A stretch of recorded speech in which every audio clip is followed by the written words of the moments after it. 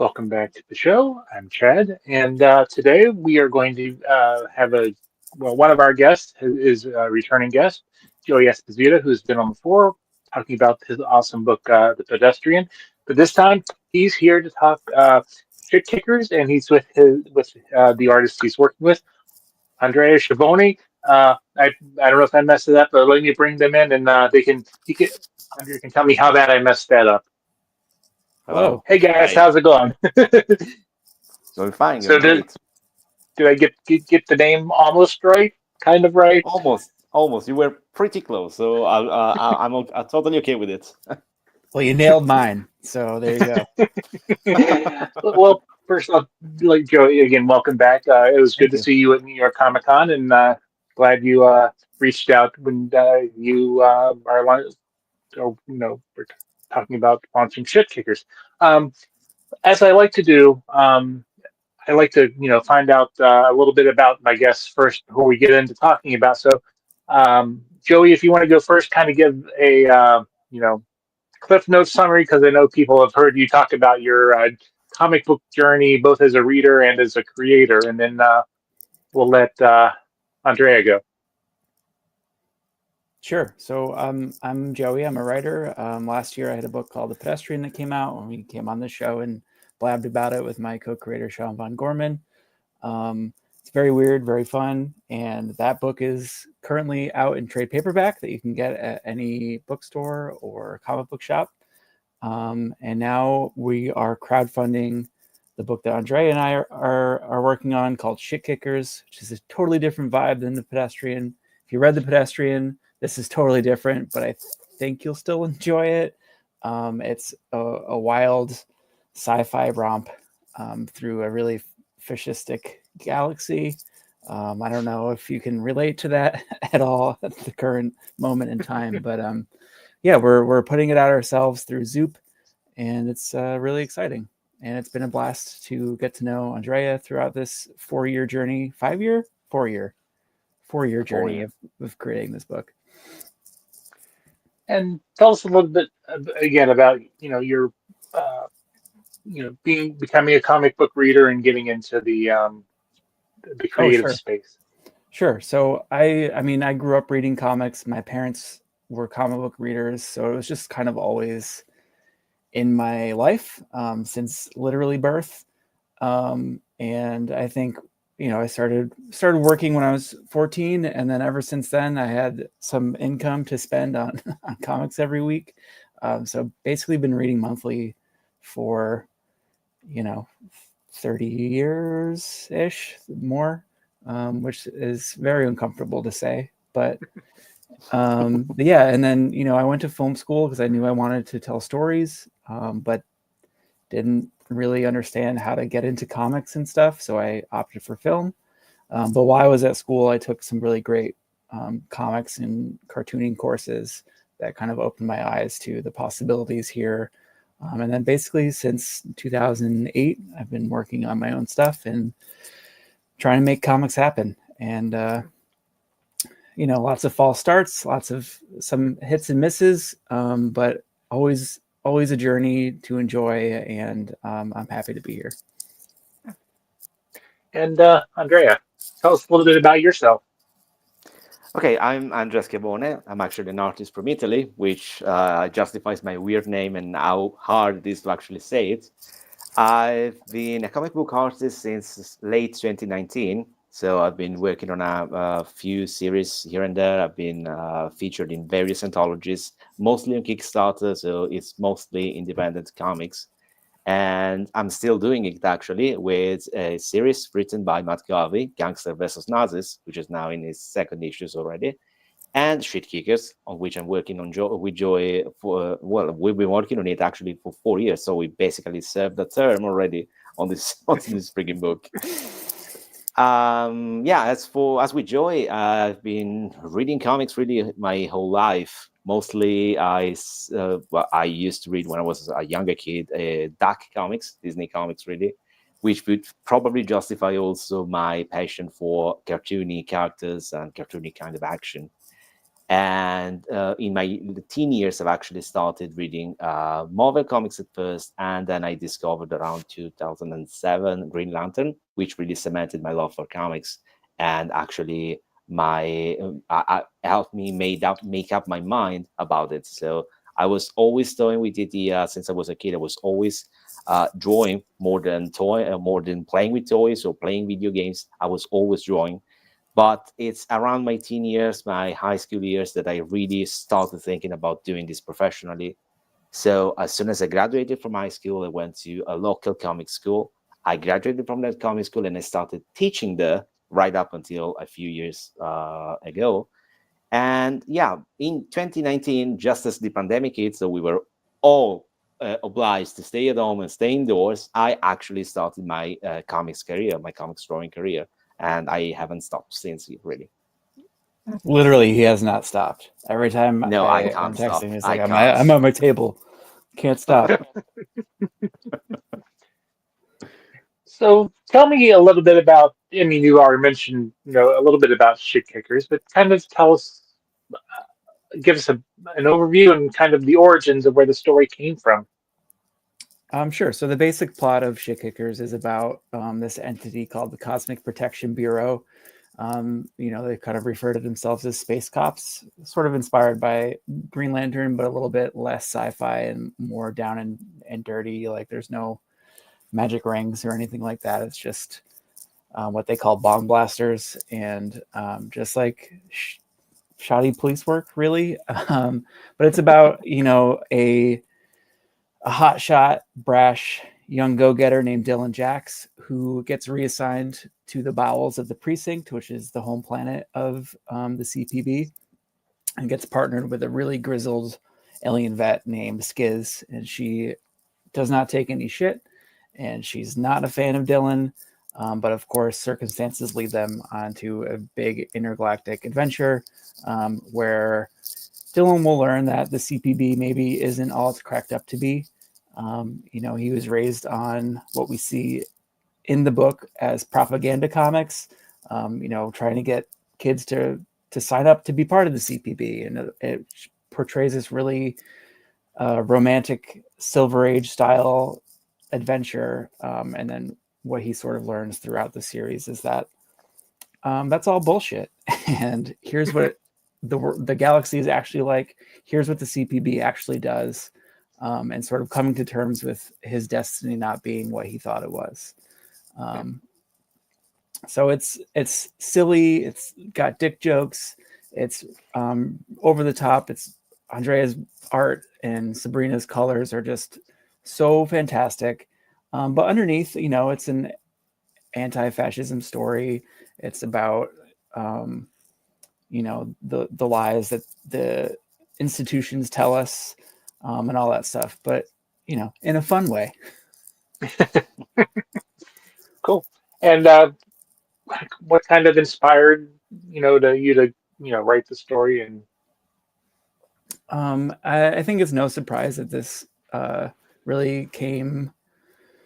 Backing up, I've always loved the idea of like putting two sea-level Green Lanterns on some remote outpost and like doing a buddy comedy. So that's kind of like the origin of it.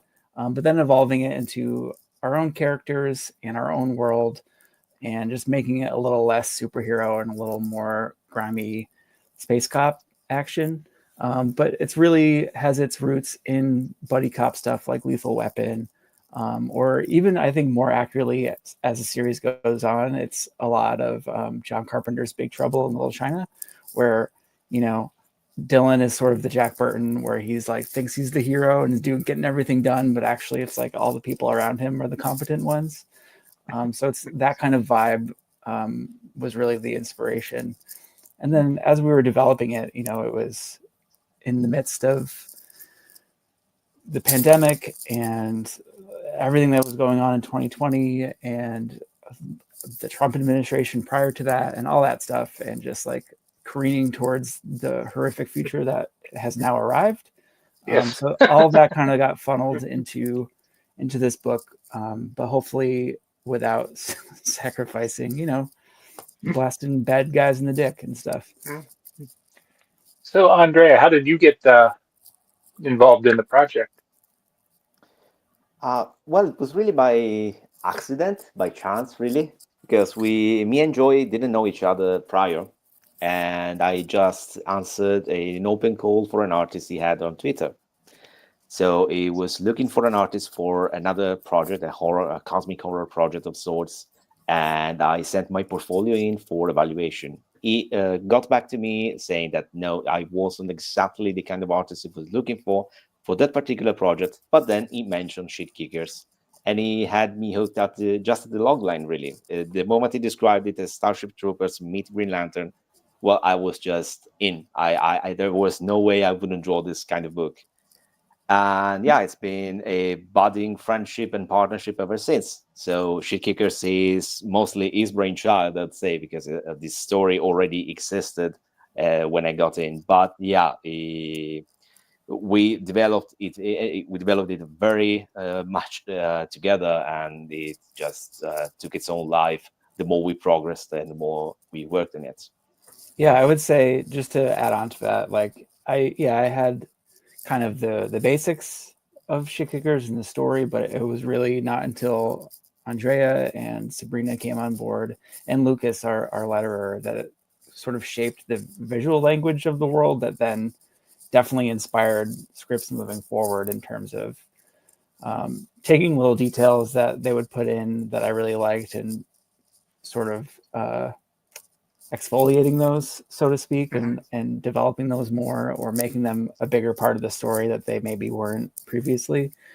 So it's been a really fun, organic partnership, I think, between Andrea and I, certainly, but also the extended creative team. It's been a blast. Absolutely. So, tell me a And I little mean, bit. Oh, go ahead. I was just going to have you ask you to expand more on your creative process between you writing and him doing the art on it, and how that process kind of you know looks like, and all that. Sure. I think we're pretty traditional in that I do a full script and send it, and he shows me his thumbnails, and I'm like, yeah, this is great. I think you're always expecting like a lot of feedback and notes, and I feel like I'm just like, yeah, this looks fucking awesome. Let's do it. But I think, I hope that I encourage an environment of,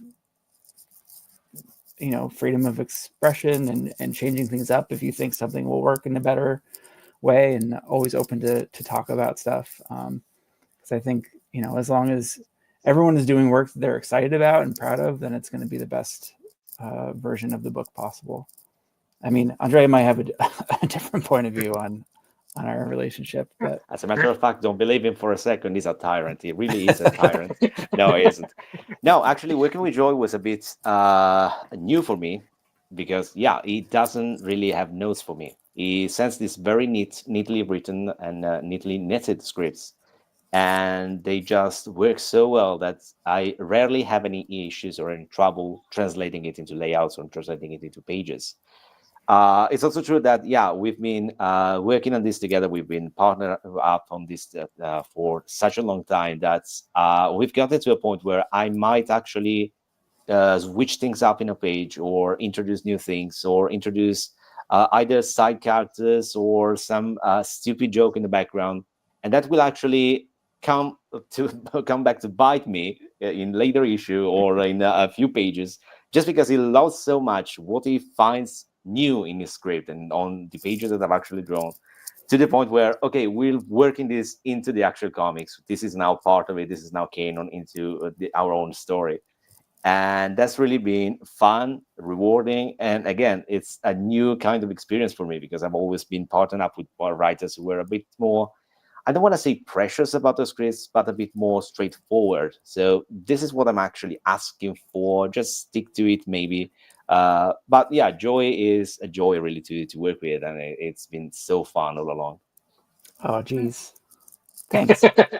And to his point about working stuff in issue 1, which you can read now for free on Global Comics, you'll see when they go down to the bowels of the precinct, there's some, or even on the cover for issue 1, the squid tentacles, which was just like a really fun detail about just what lives in the bowels of the precinct. And that actually ends up turning into a major plot point later on in the series, which it wasn't originally, but it was just such a cool idea, and just presented an opportunity to really go balls out on the last issue with some squid stuff, and I'm very excited. It's going to be cool. Well, let's talk about a little bit about the campaign itself. Sure. What are you offering for rewards? And I'm gonna ask a double question here. What was why go with Zoop? So second question first. Zoop is, for anyone that doesn't know, it's basically like a Kickstarter, but for indie comics specifically. And I've run quite a few Kickstarters, but it's been a while and it's a lot of work. It's like a full-on full-time job, between building everything and dealing with the vendors to get all your stuff printed and all that stuff, and promotion. It's just too much for people who also have day jobs and are creating comics at night, and it's just like little too much of a heavy lift. And what's great about Zoop is that they are a company who works with you to run the campaign. So they're the ones building the pages. They're the ones doing customer service on orders and fulfillment and dealing with the printers and stuff. And of course, we're involved, but they are a huge help in terms of getting this thing off the ground. The reach might be less, but I'm okay with that if it means that we get to spend our time on finishing issue 6 rather than like micromanaging every detail of the campaign. And I've met them at New York Comic Con actually, and they're just very lovely people and really care about the indie comics community and building a self-sustaining fundraising loop essentially. So that's kind of what we're trying to do under my imprint, which I call Soup Dad Comics. We're raising funds to print issues 1 and 2, which are totally done. And then we hope that after fulfillment, we can launch another campaign for 3 and 4 and so on until the series is completed. But in terms of rewards, we've got Zoop exclusive variant covers from Declan Shalvey and Seth DeMoose for issues 1 and 2 that we're really, really stoked about. And Andrea designed some great sticker sheets and enamel pins that we're offering. We have some art prints and of course copies of the book with Andrea's covers. So there's a lot of cool stuff, and we're very close. We're 2/3 of the way there, I think, as of this recording. So still like 20 something days to go. So I'm feeling good about it despite the state of everything and the cost of eggs and whatever. But you can get some great comics for the same cost as like 12 eggs. So and these will last you longer.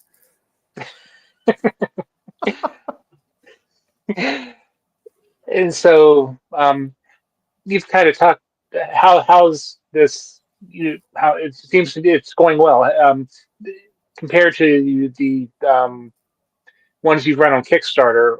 Are you feeling a little bit better about the whole thing? It sounds like since you don't have to deal with all the ancillary stuff, then you can focus on making the comics.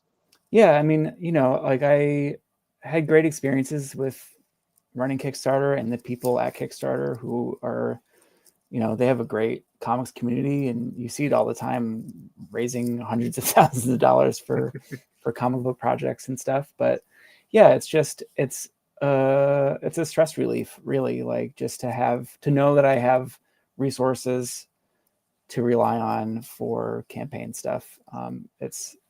It's definitely lower stress than I've experienced in the past regarding crowdfunding, for sure. And anything to reduce stress these days, I feel like it's worth it. So yeah, I'm excited that we're testing the waters, and hopefully also like showing other creators that Zoop is a great option. I mean, I was inspired by Jason Copland, who ran a campaign for his graphic novel called Full Tilt last year. That you know, I've been watching him work on that for years, and then to see the Zoop campaign happen, I think they got funded like day one, and that just is a testament to like how hard he worked and how visible that work was. That when it finally came time to pull the trigger, like it was rewarded for it, you know. And the book is beautiful. I can see it from where I'm sitting. So, you know, looking at him and asking him like about his experience, and it was just overwhelmingly positive. So that kind of led to the decision to give Zoop a shot. So, Andrea, tell me a little bit about your process. Do you work digitally? Do you work maybe in a hybrid method, or you know, how do you work? And you know, which do you prefer? Well, this is a fun thing to ask actually, because SHITKICKERS started as a traditionally drawn and inked comic, right up until I believe the end of issue 2, so the one that we're actually funding right now, when I actually decided to switch completely to digital for speed reasons, really, for cost effectiveness on my end, because materials actually do cost a lot, especially after the pandemic, when paper could not be found. So it really got harder to get a hold of my usual stock of paper, and I just didn't see any need for me to continue working traditionally. So I initially hybridized the whole thing, and then I just switched with issue 3, I believe, to fully digital inks, really, which has been a joy ever since, because it just runs so much smoother, so much faster, and I'm so much more effective than I could ever be before. As for my process, really is, well, I believe the most vanilla and the most boring process ever. So I just start from regular layouts, which are usually a bit smaller or a bit, drawn with a fatter brush than I would usually use for finished pages. I wait for notes from Joey, which have yet to come. So he never has notes. So I'm just, okay, I guess I'm doing this, and whatever is on the page, whatever is on the layout, then I'm actually drawing it. And yeah, from there I just move on straight from my actual layouts to my finished drawings, which is actually one of the reasons I'll never go back probably to traditional inking, because I just skip altogether the pencil phase, and that's been really invigorating and liberating at the same time. After that, I just pass on my pages to Sabrina Filieri, our colorist, and we have a bit of back and forth with her, talking about story points and what I wanted and what I meant on the page. So with lighting, for example, and such minor things. And we actually iron out the kinks until we are satisfied with those pages and send them back to Joy for final approval, really, and for any feedback that they might have. Which is none usually. Other than this looks great. That's because I have quite a few notes for Sabrina. So that's okay. What happens between you all is your business. By the time she's done, those are actually perfect. So what notes do you have? Now, is it also available on? I know you mentioned Global Comics. People can find the first issue.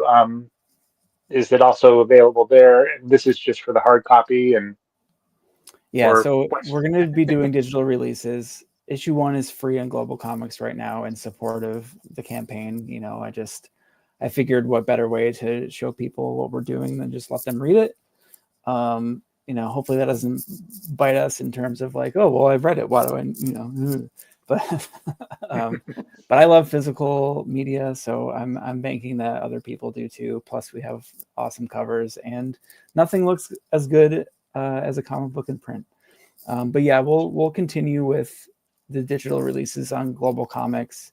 I think we'll probably sell PDFs like in our web shops and things like that. But in terms of getting print copies, it's really the only way to get them is through the Zoop campaign or afterwards when we have stock and we're at shows or something like that.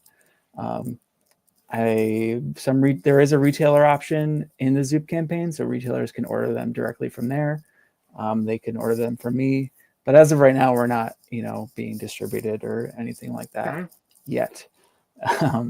But we'll see what the future holds. And you see all the time, crowdfunding books end up getting a trade release from a publisher or something. So that's an option too, down the line. But yeah, for right now, the print copies are only available directly through us or through the Zoop campaign. Now, question for both of you: who's your favorite character? Is there maybe a character that when you started working on them, they were kind of like a secondary character, but as you've gone on, you've grown more attached to them, or want to explore more about them? Andrea, I want you to go first because I am excited to hear your answer. Oh, that's a low blow. I wasn't ready. Okay. Well, favorite character. I think it's probably Dylan, and it was I don't want to say the easiest to figure out, but it was the first that I had to really work out, and I sort of used them as a prototype for both uniforms and a few of the characters' appearance. And in general, the way Joey has been writing this particular character, I've just loved it ever since the beginning, the very first issue, the very first pages I've actually drawn. And it's a fun thing to say, mostly because Dylan can come off as a bit of a dick. He's a bit insufferable, especially in the very beginning of our story and this 6-issue arc. And yet I love him dearly, like a son, really. And at the same time, it's been so friggin' hard to really get right. So the fact that we're actually doing this independently, that we're actually that Joy has funded really all of it, and we're self-publishing, actually let me really bring his design home issue by issue, if to issue after issue, by tweaking some minor things ever so slightly and actually getting him right the more I went on with the story. That's not to say that I hate Skiz at the same time. She's been so friggin' fun to draw just because she just can't stand pretty much everybody. And with Dylan, it's actually even worse than with your regular people and your regular folks. And yeah, I've been she's been the hardest to get right design wise. I had some ideas that didn't really work out in my mind. I know the Joy was probably like, okay, this is cool, go with it. Just I had to really iron it out. But as with Dylan, I loved her since day one, really. And it's a fun thing because she's actually based on my girlfriend's cat, and the same killer look that she used to give me, because she just couldn't stand me. She was so jealous of my girlfriend. So every time I visited, I would get that stare, that I channeled into Skiz's design. I think Skiz is my favorite for sure. She's just so doesn't suffer fools at all, which is very funny when you put her up with the biggest fool in the galaxy. But she's, part of this book came from a comic creator friend of mine. Like, as I was commiserating about like not getting more work and whatever, as comic creators often do,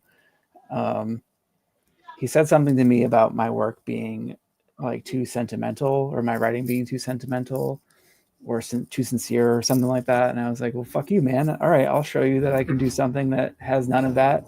And I think Skiz is the embodiment of a character like that, who just doesn't have any real attachment to, not attachment, but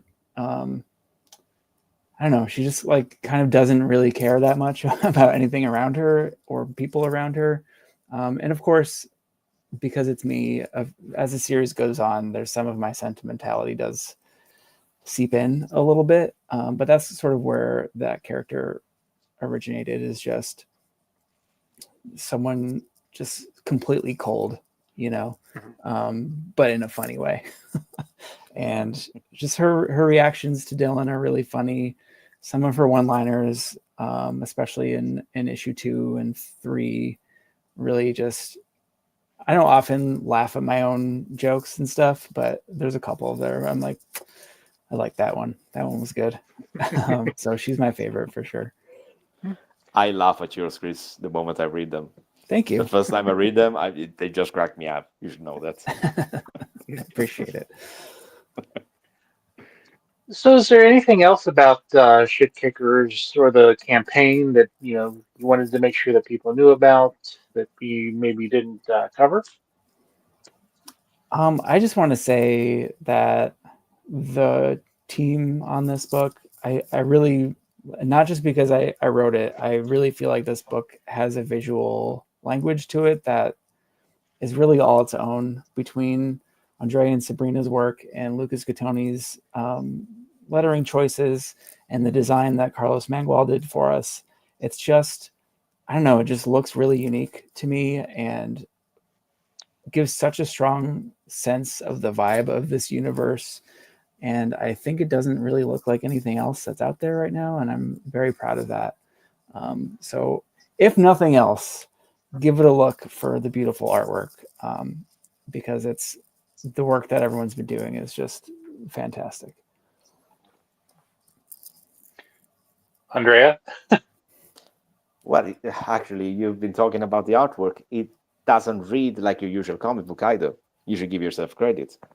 Thank you. It's really a fun story, and I can actually say this as a fan of Joyce's work as much as a part of this. But really, it's a fun book. It's got its quips. It's got its cartoony violence. It's got these big, huge set pieces that I've been trying really to put to paper, to commit to paper, and be cool about. But at the same time, it's got a book with a lot of substance, which might not be the case with most comics, most action comics that you find out there on the shelves. And I really think that that's joy. That's Joy's magic sipping in. That Joy's at its best, really, and what it does. So yeah, it's got some cool artwork. Me, Sabrina, Lucas have been doing probably the best that we could do at the time, and we're still trying to up ourselves with each issue. But at the same time, Joy's writing is the backbone of the whole series, and his personality, his scripts, what he likes, what he hates, it's really in there, and it really shows.